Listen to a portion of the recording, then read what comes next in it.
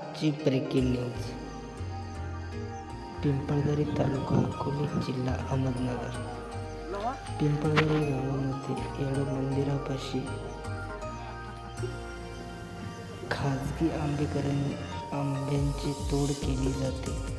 ही तोड रात्रीच्या वेळी केली जाते. ह्या आंब्याच्या झाडाला तोडण्यासाठी गव्हर्नमेंटची परवानगी लागते, परंतु बिना गव्हर्नमेंटच्या परवानगी नाही तरी ही तोड ही रात्रीच्या वेळी केली गेली आहे. तुम्ही हे दृश्य बघत आहात. आंब्याची झाडे कसे तोडले गेलेले आहेत आणि विक्रीसाठी पुन्हाही नेण्याचे काम करणार आहे.